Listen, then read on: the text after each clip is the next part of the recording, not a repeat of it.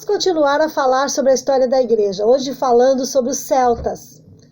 Os celtas eram diferentes dos bárbaros que invadiram Roma antes deles.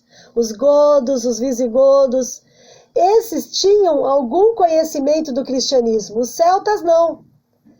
Eles desconheciam completamente essa coisa de cristianismo. E eles eram canibais. Então, quando eles invadiam uma nação, uma cidade, eles matavam, comiam e o que restava virava escravo. E numa dessas, eles levaram um menino como escravo. O nome dele era Patrício. E, passado um tempo, Patrício conseguiu fugir. O tempo passou, Patrício cresceu. E aí ele sentiu o desejo do coração de evangelizar os celtas. E aí ele foi para a Irlanda. Lá na Irlanda, ele evangelizou esse povo, ele fundou mosteiro. Esses mosteiros lá na Irlanda, copiavam escrituras, copiavam textos clássicos. Como aquela época era uma época de muitas guerras, se não tivessem sido esses mosteiros, muita coisa boa teria se perdido. Então é muito importante a contribuição de Patrício na Irlanda. Sem falar, irmãos, que Patrício, lá na Irlanda, ele fundou, no meio dos celtas, 700 igrejas. Ele plantou 700 igrejas. Formou mais de 300 pastores. Batizou cerca de 100 mil celtas. Olha que coisa maravilhosa. Que trabalho fantástico! A cultura inglesa foi transformada. Porque alguém resolveu anunciar o Evangelho de Jesus naquele país. Então o legado de Patrício é imenso.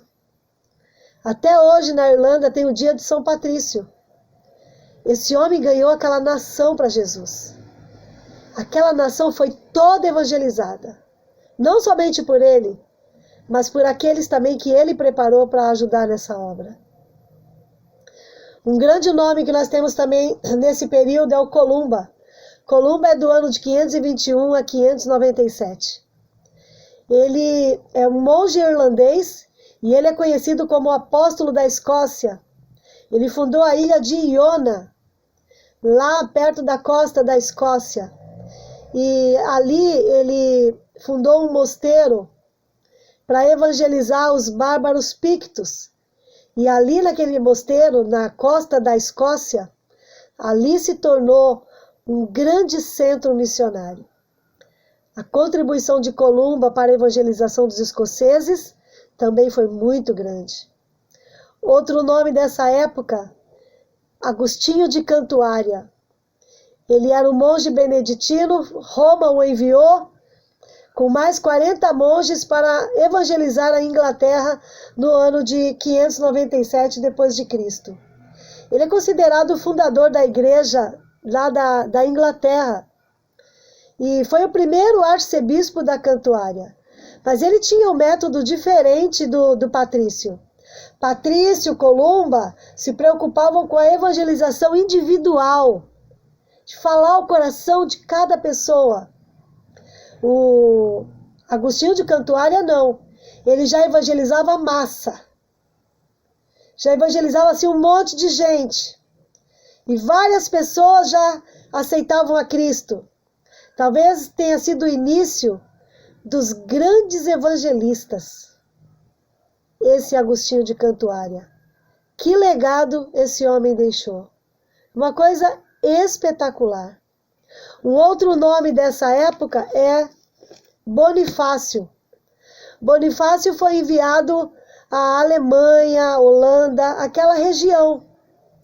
Lá havia muita feitiçaria, movimentos de fetichismo.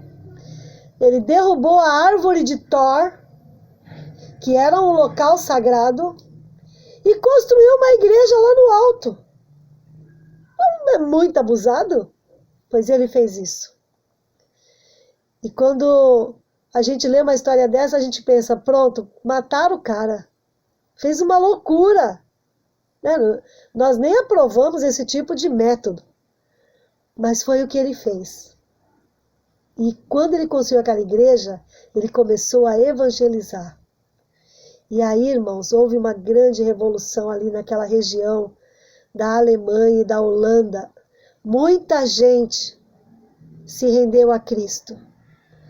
Mas no final da vida dele é triste, porque ele foi martirizado no ano de 753 a.C.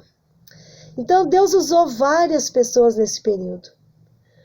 Houve uma expansão do Evangelho. O Evangelho saiu para fora de Roma. Ele agora estava alcançando os bárbaros, atingindo os celtas.